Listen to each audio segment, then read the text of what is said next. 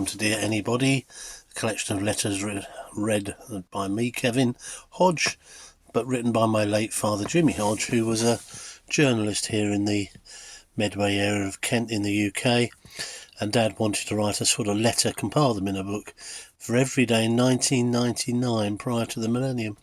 And today we've got to the 10th of May, and again it's in the end of the afternoon, so apologies when you might see this, but I could say good morning, good evening, midnight, who knows. Looks like it's going to be an afternoon thing. I'll try and get them up in the morning if I possibly can, or do a series of them if I can. Today there was several different diverse things. One was bats, and apparently a cottage in the West Country was going to be demolished because the owner had not had planning permission, but apparently a colony of bats had taken up residence, and so the whole thing came to a shuddering an end, because you can't get rid of those because they were an endangered species. And Dad obviously wondered what would happen if they suddenly took up residence elsewhere. Presumably it would go ahead and do the old get rid of the cottage thing. Also in the news was the 12-year-old boy had his arm amputated by a communal dryer in a block of flats. Don't know how that would have happened, but doctors worked solidly for 12 hours to reattach the arm, and Dad was just saying, for all the ills of the NHS, at some point you have a group of people willing to give up everything for 12 hours, no down the pub, no popping out to Sainsbury's, no quick get on your phone, dedicated to one objective and saving that boy's arm, which we believe they did. So that was really sweet. 1,000 Kosovo refugees came across today, so that was a bit interesting.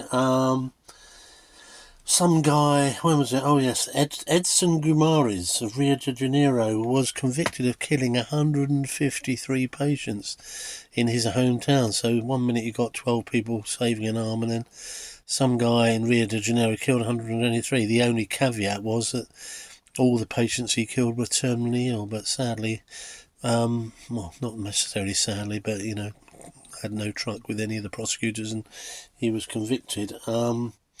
And a last thing, which is quite relevant in 2025, it said a report for Lewisham Council in South London on ways of improving the reading ability of boys suggests, wait for it, they should be encouraged to dress up as girls. Would this really improve the understanding of the stories they read in primary school classes? Really? Question mark. Can you imagine what William and the Outlaws would say? So, Lewisham District Council are asking boys to dress up as girls, and at the moment we're in this big transgender, is a woman, biological man, and all that, and that's all been resolved recently through a court decision for some, not all, of course. So, way back 26 years ago, there we were. There was Dad prophesying the future. Oh dear. Anyway, that was it on today. Bats, Kosovo refugees, 12-year-old boy, NHS, and a guy who sadly put pay to 120 odd patients in Rio de Janeiro. Anyway, thanks for watching whenever you get to see it. I'm sorry it's a bit ad hoc at the moment. There's just a bit going on, and I think it's the mental just getting around to actually doing it, and I'm sorry about that, so apologies. Anyway, mine, here you go. Take care.